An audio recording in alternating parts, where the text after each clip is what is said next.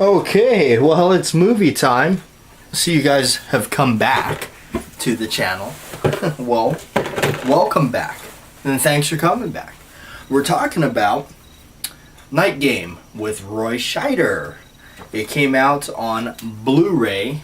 Not exactly remember when it came out, but not too long ago, within a months or so. Was very interested in it. So I finally came around and bought it on Amazon.com. Now I will say this right off the bat, okay? It's not a movie that's going to win any Academy Awards. It's not a one of those.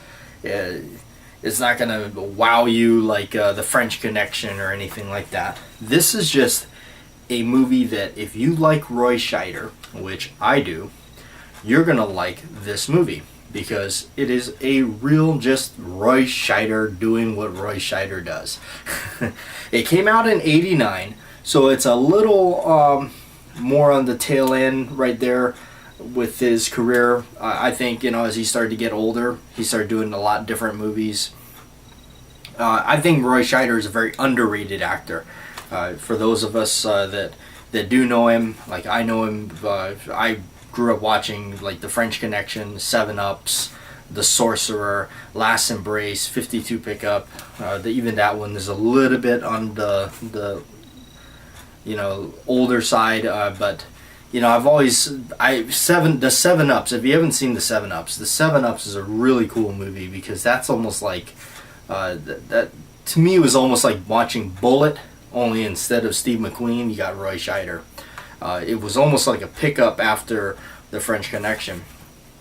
Anyway, there's a lot of other Scheider films that really just didn't get the attention or spotlight they deserve, I think.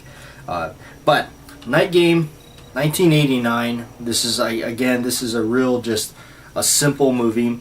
It's about a serial killer that's going out and he's killing girls during a night game of baseball, and it's up to Roy Scheider to figure out the clues of when he's going to strike and all that kind of stuff.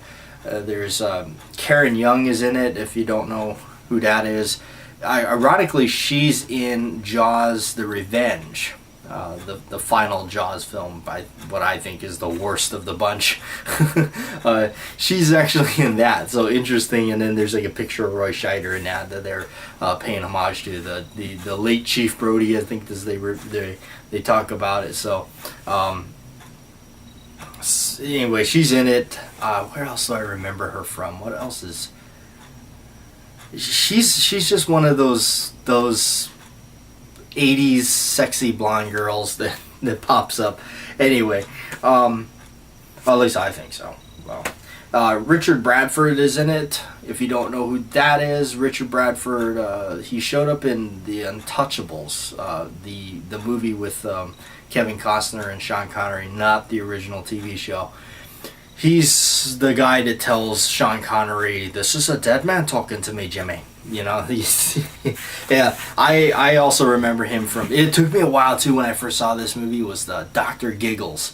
It's an old cheesy. I think it's 90s, definitely early 90s horror film with this crazy doctor running around. Anyway, Richard Bradford's in it. He plays like the cop that's like, lost his mind and always, whatever, seen too much on the force and all that. But anyway, he's in it. He does a really good job at the police chief in this one.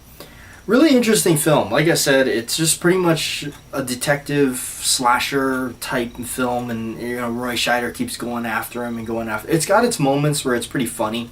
One of my favorite scenes is Roy Scheider takes there's a scene or a picture, and he's trying to figure out who this guy is in the corner of the picture because it's like you can't make him out. So he goes to the photo guy and he says, "Hey, blow this image up for me, and let me know what you get." So he finally goes back to him. He goes, "Oh, here's your image this time." So he goes, "Okay, great." He goes, "Then we took it and enhanced this section."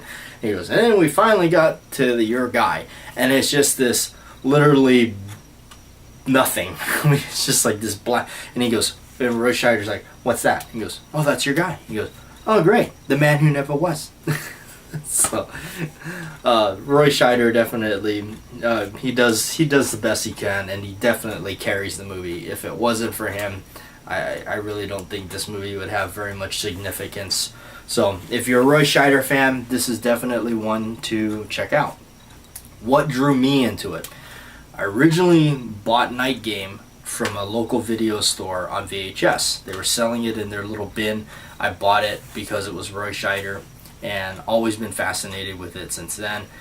And that's it. It's only ever really existed on videotape. I remember now, as I had on videotape, I got rid of my videotape collection, VHSs, and then I started buying DVDs because that was the new thing. It was like, it was very hard for me to change over from VHS to DVD. I didn't want to do it, but facts are facts. You got to do so. I moved on and got them. And for a long time, Night Game wasn't, it was just, that was it. It was left on VHS, and it pretty much, that's where it remained. Until one day I stumbled across it on DVD, and in fact, actually, before I jump onto this, I actually bought it again on VHS, took it to a guy in town and had him convert it to a DVD for me. Although it was still just basically or VHS quality. He cleaned it up the best he can, but it only resides on one type of quality on the tape. So I had it that way. I tried to look for it to show you guys in the video here, but I don't think I have it anymore. Because once I bought this, it was no sense in keeping it. I think that's what happened. But this came out. I saw this on Amazon. It's like a double disc. It even says serial killer double feature. It's got Terror at London Bridge, which I really didn't care for at all. That wasn't what I wanted. What I wanted was Night Game, right there. So, and ironically, when you open it up, and I mean, this is literally a bootleg because the disc is like a blank disc.